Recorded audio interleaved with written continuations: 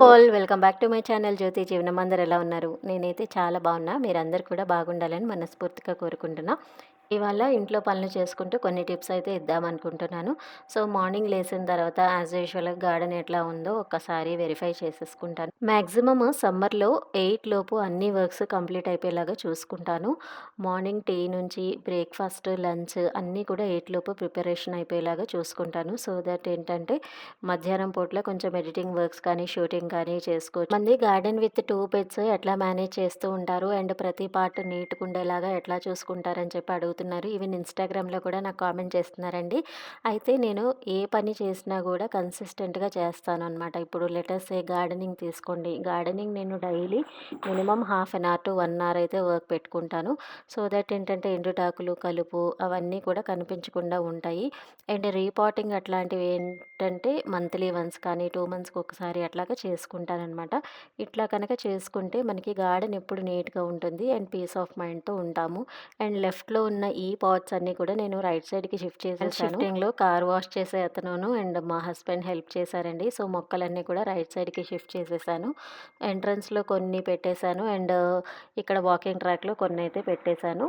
So, కొన్ని మొక్కలకేంటంటే నీళ్ళెక్కువ అవసరం పడుతుంది. కోలస్ అండ్ స్పైడర్ ప్లాంట్స్ ఇట్లాంటివేంటంటే మనం 2 పూటల పోస్తేనే బావుంటదనమాట సమ్మర్‌లో ముఖ్యంగా. సో, అటువైపు ఉన్నప్పుడు నాకు మొక్కలకి నీళ్లు పోయడం కష్టమవుతుందని చెప్పి ఇటు షిఫ్ట్ చేశా. నెక్స్ట్ ఎగ్ బాయిలర్ మనము ఇట్లాగా నీడిల్ ఇస్తారండి. దానికి చిన్న హోల్ లాగా చేసేసి మనం డైరెక్ట్‌గా పెట్టేసుకుంటే ఆటోమేటిక్ ఆఫ్ అయిపోతుంది ఆన్ చేసిన తర్వాత. సో, మనం ఎక్కువ సేపు కష్టపడకుండా ఈజీగా ఎగ్ బాయిల్ చేసుకోవాలంటే ఈ ఎగ్ బాయిలర్ చాలా బాగా పనిచేస్తుంది. దీంట్లో 2 ఆప్షన్స్ ఉంటుంది. హార్డ్, సాఫ్ట్ అనే ఆప్షన్స్ ఉంటుంది. నంబర్ ఆఫ్ ఎగ్స్‌ని బట్టి మనం మెజర్‌మెంట్ కొలుచుకొని వాటర్ పోసుకొని ఇట్లా మూత పెట్టేసేసి వదిలేసామనుకోండి ఆటోమేటిక్ ఆఫ్ అయితే అయిపోతుంది. కరెక్ట్‌గా మనకి టెంపరేచర్ సెట్ అయ్యి ఆటోమేటిక్‌గా మనకి నంబర్ ఆఫ్ ఎగ్స్‌ని బట్టి అది సాఫ్ట్ అంటే సాఫ్ట్, హార్డ్ అంటే హార్డ్‌గా బాయిల్ చేసేస్తుందనమాట. మనం ఎగ్స్ బాయిల్ చేయడానికి స్టీల్ వెజల్స్ గానీ, లేకపోతే అల్యూమినియం కానీ యూజ్ చేస్తూ ఉంటాం కదా! మనం వాడే పాత్రలు ఖచ్చితంగా పాడైపోతాయండి ఎగ్స్ ఉడకబెట్టేటప్పుడు. అందుకని ఇట్లాంటి ఎగ్ బాయిలర్స్ కనుక తీసుకునేటట్టయితే మనకి టైము సేవ్ అవుతుంది. అట్లాగే వెజల్ కూడా పాడవకుండా ఉంటుందనమాట. మనం డైరెక్ట్‌గా బాయిలర్‌లో పెట్టేస్తాం కాబట్టి చాలా ఈజీగా షెల్ అయితే బయటకొచ్చేస్తుంది. ఇది యూజ్ చేయబట్టి ఆల్మోస్ట్ 2 ఇయర్స్ అయితే అవుతుంది. నాకు బాగా నచ్చి నేనైతే రివ్యూ ఇస్తున్నాను. ఇన్ కేస్ ఎవరికైనా కావాలంటే డిస్క్రిప్షన్‌లో లింక్ ఇస్తాను. చెక్ చేయండి. అండ్ నెక్స్ట్ వెజిటబుల్స్ ఆల్మోస్ట్ ఫ్రిడ్జ్‌లో ఉన్నయన్నీ క్లియర్ చేసేస్తాననమాట. నెక్స్ట్ మళ్ళా వెజిటబుల్స్ తెచ్చుకోవాలి అనుకున్నప్పుడు. సో, ఈ మధ్య అయితే మాక్సిమము మేము లూలు మాల్‌కెళ్ళి తీసుకుంటున్నామని వెజిటబుల్స్ కానీ, మీట్ కానీ ఇవన్నీ కూడా లూలు మాల్‌కెళ్ళి తెచ్చుకుంటున్నాము. సో, అక్కడ సాల్మన్, మటన్, చికెన్ ఇవన్నీ కూడా చాలా జ్యూసీగా అనిపిస్తుంది. కొంచెం ప్రైజీ అనిపించినా కూడా నీట్‌నెస్ చాలా బావుందండి. హైజీన్‌గా ఉంది. మటన్ కానీ, క్రాబ్స్, ప్రాన్స్, ఫిష్ ఎవరైనా దగ్గరగా లూలు మాల్‌లో ఉంటే గనక ఖచ్చితంగా ట్రై చేయండి. నాకైతే చాలా బా నచ్చింది. ఆల్మోస్ట్ ఒక 5 మంత్స్ నుంచి బిగ్ బాస్కెట్ నుంచి కాకుండా లూలు మాల్ నుంచి అయితే తెచ్చుకుంటున్నాము. ఇంకా తప్పదు అవసరం అంటే తప్పితే ఇంకా మాక్సిమం లూలు మాల్ నుంచే తెప్పించేసుకుంటున్నాననమాట నేనైతే అన్నీ. అండ్ మాకు కొంచెం లాంగ్ అవుతుంది. ఎందుకంటే మేము ఔట్‌స్కట్స్‌లో ఉంటాం కాబట్టి సిటీలో కనుక ఎవరైనా ఉంటే గనక మీరు లూలు మాల్ అయితే ట్రై చేయండి. అండ్ ఇక్కడ చూసారా వెజిటబుల్స్ సదురుకోపోతే ఇదే ప్రాబ్లము. నేను కవర్‌లో పెట్టి మర్చిపోయాననమాట. చాన్నాళ్ళయిపోతుంది. సో, పాడైపోయింది. సో, అన్నీ కట్ చేసేసి కంపోస్ట్‌కయితే వేసేస్తున్నాను. సో, అందుకనేనండి ఎప్పుడు గూడా ఆర్గనైజ్డ్‌గా ఉండేలాగా చూసుకోవాలి. మనం ఆర్గనైజ్డ్‌గా లేకపోతే మనకి ఏ వస్తువులున్నాయి, ఏ వస్తువులు లేవని తెలియవనమాట. దీనివల్ల ఏంటంటే ఐటెమ్స్ పాడైపోతూ ఉంటాయి. మన మనీ వేస్ట్ అవుతూ ఉంటుంది. కొత్తిమీర మనకి వేర్లతో సహా వస్తది గాబట్టి వేర్లెప్పుడు కట్ చేసేసుకొని మట్టి ఏదైనా ఉంటే అదంతా క్లీన్ చేసుకొని బాక్స్‌లో పెట్టుకున్నారనుకోండి మీకు 10-15 డేస్ ఈజీగా స్టోర్ అవుతుంది.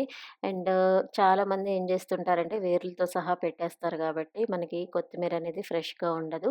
అండ్ నేనైతే ఎప్పుడు ఇట్లాగే కాడల వరకు కట్ చేసేసి బాక్స్‌లో అట్లా పెట్టేస్తానండి. ఇంకా వాష్ చేయడం అట్లాంటివైతే చేయను. ఎప్పుడైతే నేను కర్రీలో వేయాలనుకుంటానో అప్పుడు మాత్రమే వాష్ చేస్తాను. వాష్ చేస్తే మాత్రం పాడైపోతుంది. ఎందుకంటే ఒక్కసారి ఆకుకూర తడిసిందంటే పాడైపోతుంది. సో, మిగిలిన వెజ్జీస్ ఏదైతే ఉందో పాడైనవన్నీ కూడా నేను కంపోస్ట్ బిన్‌కి యాడ్ చేసేసుకుంటాను. సో, ఏది కూడా వేస్ట్ చేయనండి. సో, అన్నీ కూడా కంపోస్ట్ బిన్‌కే యూజ్ చేసుకొని మళ్ళా దాన్ని ప్లాంట్స్‌కి యూజ్ చేస్తాను. సో దట్ ఏంటంటే నేను ఫర్టిలైజర్స్ సెపరేట్‌గా కొనుక్కోవాల్సిన అవసరం ఉండదు. అండ్ క్యారెట్ కూడా పైన, కింద కట్ చేసేసుకుంటే మనకి చాలా రోజులు ఫ్రెష్‌గా ఉంటదనమాట. సో, ఫ్రిడ్జ్ కూడా ఎప్పటికప్పుడు మనం నీట్‌గా చేసుకున్నామనుకోండి, వెజిటబుల్స్ ఏమున్నాయి, ఫ్రూట్స్ ఏమున్నాయి అన్నీ గూడా మనకి తెలుస్తుంది. సో దట్ మనము ఎక్కువ వేస్టేజ్ అనేది లేకుండా చూసుకుంటాము కదండీ! ఎండాకాలం వచ్చిందంటే 8 లోపు అన్నీ కంప్లీట్ అయిపోయేలాగా చూసుకుంటాను అని చెప్పి, సో ఈలోగా వాటరింగ్ గూడా చేసేసాననమాట. నేను ఆ క్లిప్పింగ్స్ అన్నీ తీయలేదు. నెక్స్ట్ ఇంకా ఉప్మా అయితే చేసేద్దాం అనుకుంటున్నాను. ఉప్మా కాదులెండి, టొమాటో బాత్. సో దీంట్లో జీడిపప్పు అట్లా ఏం కాకుండా ప్లెయిన్‌గా చేసేస్తాను. ఆనియన్స్ అండ్ టొమాటోస్ వేసి చాలా టేస్టీగా ఉంటుంది. దీంతో పల్లీ చట్నీ అయితే చేస్తాను. అండ్ ఈ కవర్స్ అన్నీ గూడా తీసేసి బయట వేస్టేజ్‌లో పడేసేసి నెక్స్ట్ ఇంకా ఎప్పటికప్పుడు ప్యారలల్‌గా అన్నీ సదిరేస్తూ ఉంటాననమాట. వంట కంప్లీట్ అయిపోయేలోపు ప్యారలల్‌గా ఈ వెజ్జీస్ సదురుకున్న ఐటెమ్స్ అన్నీ గూడా నీట్‌గా సదిరేసుకుంటా. సో దట్ టైం వేస్ట్ అవ్వకుండా ఉంటుంది. ప్యారలల్‌గా అన్నీ చేసేసుకుంటూ ఉంటానండి. సో పక్కన కుక్కర్ చూస్తున్నారు కదా! కుక్కర్ గూడా ఆల్రెడీ బియ్యం కడిగేసి పెట్టేసాననమాట. కొంతమంది వంట చేసేటప్పుడు ఒక పని పూర్తిగా అయిపోయిన తర్వాత ఇంకో పని స్టార్ట్ చేస్తారు. బట్ నేను అట్లా చేయనండి. సో ప్యారలల్‌గా అన్నీ చేసేస్తూ ఉంటాననమాట. ఇప్పుడు ఆల్రెడీ రవ్వ ఉడుకుతున్నప్పుడే పక్కన పచ్చడికి స్టవ్ ఆన్ చేసేసాను. అట్లాగే టొమాటోలు, ఉల్లిపాయలు కూడా కట్ చేసేసుకొని పక్కన పెట్టేసుకుంటాను. ఇది కట్ చేసుకునేలోపు రవ్వ అయితే ఫ్రై అయిపోతుంది. మనకి లైట్ రవ్వ స్మెల్ వస్తుంది. ఆ టైంలో మనం ఇంకా స్టవ్ ఆఫ్ చేసేయడమే. మరి మాడిపోతుందో లేదో కూడా చెక్ చేసుకోండి. నాకు ఆల్రెడీ ఈ ఫాస్ట్‌గా చేయడం అలవాటైపోయి నాకు అర్థమైపోతుంది. సో ఎంత టైం పడుతుందని నేను ఈలోగా ఫాస్ట్‌గా చేసేసుకుంటాను. సో రవ్వ కూడా మంచి కమ్మటి అరోమా అయితే వస్తుంది. ఆ టైంలో నేను ఇంకా రవ్వ అయితే షిఫ్ట్ చేసేసుకుంటా ప్లేట్‌లోకి. పాన్‌లో కొంచెం ఆయిల్ వేసుకొని తాలింపు కూడా వేసేసుకొని ఉప్మా రెడీ చేసుకోవడమే.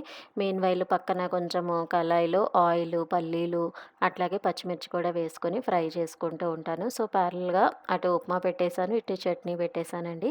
సో మనం ఐరన్ కడాయిస్‌లో మనం ఫ్రై చేసుకుంటే మనకి స్లోగా కుక్ అవుతుంది. పల్లీలు కూడా కరెక్ట్‌గా ఫ్రై అవుతుంది. అప్పుడే మనకి టేస్ట్ అనేది బావుంటదనమాట. స్టీల్ వాటిల్లో చేస్తే పైనంతా మాడిపోతుంది. లోపల కుక్ అవ్వదు. పచ్చడి టేస్టీగా ఉండదండి.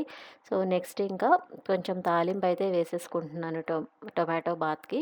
కొంచెం శనగపప్పు, అట్లాగే ఆవాలు, జీలకర్ర, ఉల్లిపాయలు, పచ్చిమిర్చి, కరివేపాకు వేసుకొని బాగా ఫ్రై అయిన తర్వాత అప్పుడే టొమాటోలు యాడ్ చేసుకోవాలి. టొమాటోలు ముందే యాడ్ చేసేసుకుంటే ఏంటంటే ఫ్రై అవ్వదు. ఉల్లిపాయలు కొంచెం పచ్చి పచ్చిగా అనిపిస్తదండి.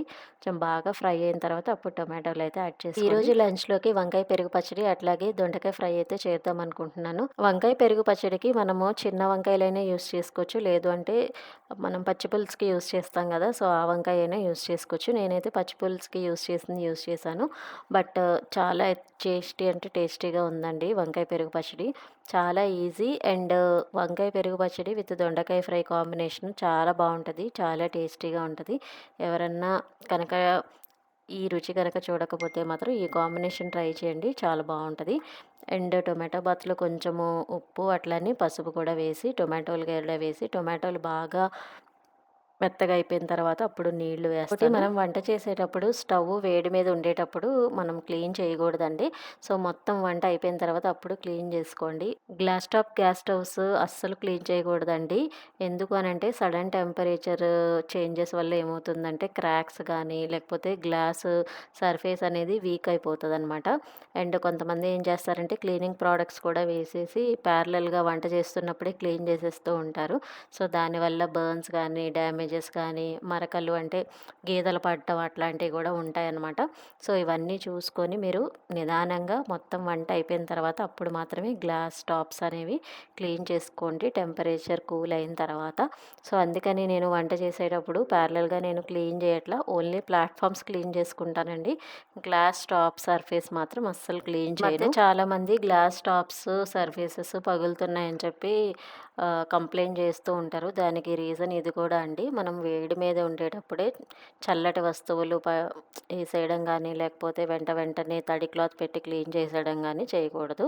సో నెక్స్ట్ ఇంకా ఉప్మా అయితే కంప్లీట్ అయిపోయింది. నేను కొంచెం గ్లాస్ రవ్వకి 2½ గ్లాసెస్ వాటర్ అయితే తీసుకుంటా. కొంచెం సాఫ్ట్‌గా ఉండేలాగా చూసుకుంటాను. 2 గ్లాసెస్ వేస్తారు చాలామంది. నేనైతే 2½ వేస్తాను. అండ్ ప్యారలెల్‌గా ఉప్మా అయిపోయింది. అట్లాగే తీసుకున్న పల్లీలు కూడా చల్లగా అయిపోయింది. సో, ఇవన్నీ కూడా మిక్సీ జార్‌లో వేసుకొని మిక్సీ పట్టేసుకుంటే పచ్చడి కూడా రెడీ. కొంచెం చింతపండు అట్లాగే ఉప్పు వేసుకొని మిక్సీ పట్టేస్తాను. కొంతమంది వెల్లుల్లి కూడా వేస్తారు. నేనైతే వెల్లుల్లి వేయనండి. వెల్లుల్లి తాలింపులో వేస్తాను. సో, ఈ కుక్‌వెల్ బ్రాండ్ మిక్సీ జార్ యూజ్ చేయడం వల్ల చాలా ఫ్లెక్సిబుల్‌గా అనిపిస్తుందండి నాకు పచ్చళ్ళకి, అల్లం వెల్లుల్లిపాయ పేస్ట్ వాటికి. సో, మనకి అస్సలు కొంచెం గూడా పచ్చడి వేస్ట్ అవ్వదు. మనం నార్మల్ మిక్సీ జార్స్‌లో అయితే కొంచెం పచ్చడివి సైడ్స్‌లోకి వెళ్ళిపోవడం అట్లా ఉంటది కదా! బట్ దీంట్లో ఆ ప్రాబ్లమ్ రాదనమాట. సో, మనకి ఈజీగా ఉంటుంది గ్రైండింగ్ కూడా. మనం అక్కడే ఉండాల్సిన అవసరం లేదు. ఒక్కసారి మనం ఫిట్ చేసిన తర్వాత మనం మిక్సీ జార్ పట్టుకోపోయినా పర్వాలేదు. బట్ నాకు అలవాట్లో పొరపాటుగా అట్లా పట్టుకుంటూ ఉంటా. సో, దీనికి కొంచెం తాలింపయితే వేసేసుకుంటాను. సో, ఇందాక మనం పల్లీలు ఫ్రై చేశాం కదా! అదే ప్యాన్‌లో తాలింపు వేసేసుకొని, మళ్ళీ అదే ప్యాన్‌లో దొండకాయ ఫ్రై కూడా చేసేస్తానండి. సో, అంట్లు గూడా ఎక్కువ ఎక్కువ చేసేసుకోకండి వంట చేసేటప్పుడు. సో, ఇప్పుడు మనం తాలింపేసేసి మిక్సీ పచ్చడికి వేరే బౌల్ తీసుకుంటాను. సో, ఆ బౌల్‌లో పచ్చడి షిఫ్ట్ చేసేసి, ఇంకా తాలింపయితే వేసేసుకుంటాననమాట. సో, పల్లీ చట్నీ కొంచెం మరీ థిక్‌గా ఉన్నా బాగోదు. కొంచెం మీడియంగా ఉంటే బావుంటది. ముఖ్యంగా ఉప్మాకి. సో, కొంచెం వాటర్ మిక్స్ చేసుకొని, షేక్ చేసేసుకొని, మిగిలిన వాటర్ కూడా పోసేస్తున్నాననమాట. సో, చూస్తున్నారు కదా! మనకి అస్సలు కొంచెం గూడా పచ్చడనేది వేస్ట్ అవ్వదండి. సో, కుక్‌వెల్ బ్రాండ్ మిక్సీ జార్స్ అయితే నాకు చాలా నచ్చింది. నేనిది యూజ్ చేయబట్టి ఒక 2 ఇయర్స్ అయితే అవుతుంది. 2 ఇయర్స్‌లో ఒక్కసారి నాకు ప్రాబ్లమ్ అయితే వచ్చిందండి ఈ మిక్సీతో. సో, అయితే జార్స్ బాగానే ఉన్నాయి గానీ, మిక్సీయే పాడైంది. నేను ఆన్ చేసినా గూడా తిప్పుతుంటే మిక్సీ పనిచేసేది కాదు. అయితే నేను అమెజాన్‌లోనే కొన్నాననమాట. కస్టమర్ కేర్‌కి కాల్ చేసి ఇట్లాగా మిక్సీ పాడైంది అనంటే వాళ్ళు వీడియో షేర్ చేయమన్నారు. So, video and pics share చేస్తే మనకి జార్స్ కాకుండా ఓన్లీ మిక్సీ పార్ట్ వరకు రీప్లేస్‌మెంట్ అయితే చేశారు. సో, సర్వీస్ కూడా చాలా బావుందండి. ఈవెన్ మనం ఆన్‌లైన్‌లో కొంటే జనరల్‌గా మనకి వస్తదా? లేదా? కొత్తది రీప్లేస్‌మెంట్ అనుకుంటాం కదా! సో, అదొకటైతే నాకు చాలా నచ్చింది. అందుకని నేనైతే సజెస్ట్ చేస్తున్నాను. అండ్ ఇది యూజ్ చేయబట్టి ఒక 2, 3 ఇయర్స్ అయితే అవుతుందండి కుక్‌వెల్ బ్రాండ్. సో, నార్మల్ ప్రీతి అవి కూడా బానే ఉంటాయి. కాకపోతే ఏంటంటే వాటిల్లో కొంచెం పచ్చడి వేస్ట్ అవ్వడము, మనం వాటర్ ఎక్కువైతే బయటకొచ్చేయడం అట్లాంటి ప్రాబ్లమ్స్ ఉంటాయి గదా! సో, అటువంటి ప్రాబ్లమ్స్ ఈ కుక్‌వెల్ బ్రాండ్ మిక్సీ జార్స్‌తో అయితే నాకు కనిపించలేదు. నెక్స్ట్ ఇంకా దొండకాయ ఫ్రై గూడా చేసేద్దాం అనుకుంటున్నాను. సో, దొండకాయ ఫ్రైకి కొంచెం ఆవాలు, జీలకర్ర అన్ని తాలింపు దినుసులు వేసేసుకొని, కొంచెం దంచిన వెల్లుల్లి, ఎండుమిర్చి, కరివేపాకు అన్నీ వేసి, దొండకాయలు కూడా వేసుకొని సిమ్‌లో పెట్టేసానండి. చిన్న మంట మీద పెట్టేసాను. అట్లా ఉడుకుతూ ఉంటుంది. మనం ప్యారలెల్‌గా వంకాయ తాలింపు కూడా వేసేసుకుంటే, మనకి పెరుగు చట్నీలోకి కలిపేసుకోవచ్చు. సో, దీనికోసం వంకాయ పెద్దదైతే తీసుకున్నాను. చక్రాల్లాగా కట్ చేసుకొని ఉప్పు నీళ్ళల్లో అయితే యాడ్ చేసేసుకోవాలండి. దాని తర్వాత కొంచెం ఉప్పు, అట్లాగే కారం కూడా కొంచెం కలిపేసుకొని ముద్దలాగా చేసుకొని, ఈ వంకాయ ముక్కలకైతే పట్టించేసేసి షాలో ఫ్రై అయితే చేసుకోవాలి. దీంట్లో ధనియాల పౌడర్, జీలకర్ర పౌడర్ కూడా వేసుకోండి. నేను మా కారంలో ఉంటది కాబట్టి నేను సెపరేట్‌గా చెప్పాననమాట. సో, మనం ఉప్పు నీళ్ళల్లో వేసుకుంటే కలర్ అనేది చేంజ్ అవ్వకుండా ఉంటుంది వంకాయ ముక్కలకి. అట్లనే ఇవి షాలో ఫ్రై చేసుకునేటప్పుడు ఖచ్చితంగా మీరు కొంచెం మంట సిమ్‌లో పెట్టుకొని చేసుకోండి. అప్పుడు వంకాయ చాలా ఫాస్ట్‌గా కుక్ అయిపోతుంది. మీరు హైలో పెట్టారంటే కారం ముందే కలిపేసి పెడతాం కాబట్టి నల్లగా అయిపోయే ఛాన్సెస్ ఉంటది. సో, ఇంకా దోస ప్యాన్‌లో చేసుకుంటే ఇంకా బెస్ట్ అండి ఫ్రై అనేది. నేనైతే స్టీల్ కడాయి యూజ్ చేశాను గానీ, దోస ప్యాన్ మీద మీరు ఫ్రై చేసుకోండి. ఈజీగా ఉంటుంది. అండ్ ఈవెన్‌గా గూడా కుక్ అవుతుంది. నాకు ప్యాన్ గూడా సరిపోక కొంచెం అటు ఇటు అయిందనమాట. సో, ఇంకా ఎలాగో పెట్టేసాను గదా! అని చెప్పి ఇంక దాంట్లోనే ఫ్రై చేసేసా. అండ్ స్టీల్ కడాయిస్ కంటే గూడా ఐరన్ కడాయిస్ బెస్ట్ అనిపిచ్చిందండి నాకు యూసేజ్ ప్రకారంగా. నేను ఇన్ని సంవత్సరాల నుంచి ఒక 2, 3 ఇయర్స్ నుంచి స్టీల్ అండ్ ఐరన్ 2 వాడుతున్నా. సో, ఈ రెండిటితో కంపేర్ చేస్తే నాకు ఐరన్ అయితే బెస్ట్ అనిపిచ్చింది. అండ్ టేస్ట్ వైస్ కూడా చాలా బావుందండి. అండ్ మెయింటెనెన్స్ విషయానికొస్తే కూడా ఐరన్ మనం ఫస్ట్‌లోనే కొంచెం సీజనింగ్స్ అవి చేసుకుంటూ ఉండాలి. ఓవర్ టైమ్ ఏంటంటే మనకి జస్ట్ వంట చేసిన తర్వాత కడిగేసేసుకొని రివర్స్ చేసేసి పెట్టేసుకున్నామనుకోండి, నీళ్ళు లేకుండా పెట్టుకుంటే సరిపోతది. మీరు మళ్ళీ ఆయిల్ రాసి మళ్ళా పెట్టుకోవాలి, పక్కన పెట్టాలి అలాగ అవసరం లేదు. మనం స్టార్టింగ్‌లోనే తుప్పు పట్టకుండా ఉండటానికి కడిగిన తర్వాత ఆయిల్ రాసేసి పెట్టుకోమని చెప్తూ ఉంటారు. బట్ అంత మెయింటెనెన్స్ అయితే ఏముండదండి. స్టార్టింగ్‌లో అయితే ఉంటది. బట్ ఓవర్ టైమ్ అయితే స్టీల్ కడాయిస్ కన్నా ఐరన్ కడాయిసే బెస్ట్ కడాయిస్. కడాయిస్‌లో కూడా కొన్ని డ్రాబ్యాక్స్ అయితే ఉన్నాయి. అదేంటంటే ఐరన్ కడాయిస్‌లో కొంచెం బరువుగా ఉంటాయన్నమాట. మనం వాష్ చేసుకునేటప్పుడు అండ్ డిష్ వాషర్ సేఫ్ ఉండదు. మనం ఖచ్చితంగా హ్యాండ్ వాష్‌తోనే చేయాలి. అండ్ ఇంకోటేంటంటే ఐరన్ కడాయిస్‌లో ఎసిడిక్ ఫుడ్స్ రియాక్ట్ అవుతూ ఉంటాయి. టొమాటో కూరలు గానీ, లేకపోతే టామరిన్‌తో చేసిన కర్రీస్ గానీ, ఇట్లాంటివి ఏంటంటే ఎసిడిక్ ఫుడ్స్ కాబట్టి మనకి రియాక్షన్ అనేది అవుతూ ఉంటుంది.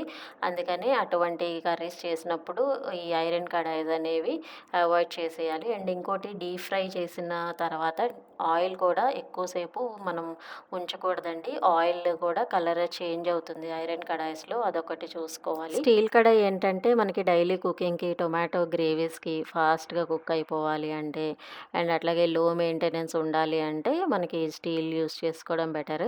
సో, మనకి దీంట్లో అడ్వాంటేజెస్ ఏంటంటే స్టీల్ యూజ్ చేయడం వల్ల క్లీనింగ్ చాలా ఈజీ. ఎందుకంటే బరువు చాలా తక్కువ ఉంటది. ఫాస్ట్‌గా క్లీన్ అయిపోతది.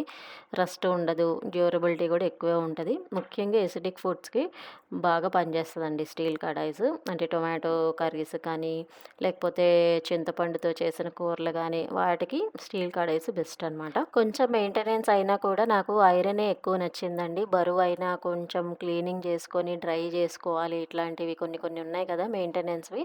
సో, అట్లాంటివి ఉన్నా కూడా నాకు ఐరన్ వాటిల్లో వండుకునే పదార్థాలే ఎక్కువ టేస్టీగా అనిపించింది. ఏముందండి మన హెల్త్ కోసం మనం కొన్ని కొన్ని టిప్స్ ఫాలో అయితే తప్పేం లేదు కదా! సో, మనం కర్రీ ప్రిపేర్ అవ్వగానే బౌల్‌లోకి షిఫ్ట్ చేసేసుకొని వెంటనే కడిగి పెట్టేసుకొని ఆరబెట్టేసుకున్నామనుకోండి, ఐరన్‌తో ఎటువంటి ప్రాబ్లమ్ అయితే ఉండదు. కాకపోతే కొంచెం బరువుగా ఉంటాయి వెసల్స్. అదొక్కటి కొంచెం కొంతమందికేంటంటే చేతుల నొప్పులు అవి ఉంటాయి గదా!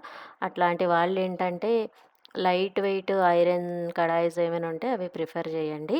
సో, నెక్స్ట్ ఇంకా వంకాయ పెరుగు తాలింపుకి ఫస్ట్ తాలింపయితే వేసేసుకున్నాను. తాలింపు వేసుకున్న తర్వాత స్టవ్ ఆఫ్ చేసేసి అప్పుడు పెరుగు యాడ్ చేసుకోవాలండి.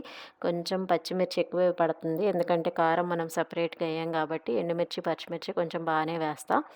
నెక్స్ట్ తాలింపు అయిపోయిన తర్వాత స్టవ్ ఆఫ్ చేసేసి అప్పుడు కొత్తిమీర యాడ్ చేసుకొని, అప్పుడు మనం చిలక్కొట్టిన పెరుగు కూడా వేసుకోవాలి.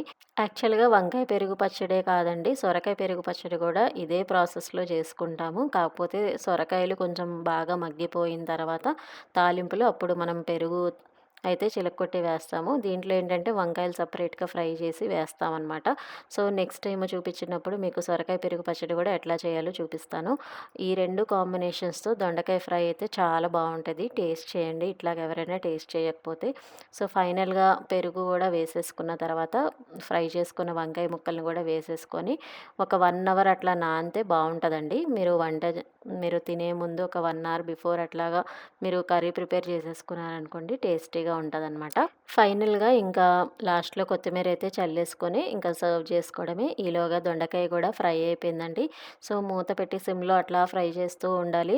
సో, దానికి ప్రాసెస్ అయితే నేను పెద్దగా చూపించలేదు. ఎందుకంటే దొండకాయ ఫ్రై సింపులే గదా! పెరుగు చట్నీ కూడా ఒక్కసారి ఉప్పు సరిపోయిందో లేదో చెక్ చేసేసుకుంటున్నాను. ఇన్‌కేస్ సరిపోకపోతే ఈ స్టేజ్‌లో గూడా మనం ఉప్పు యాడ్ చేసుకోవచ్చు.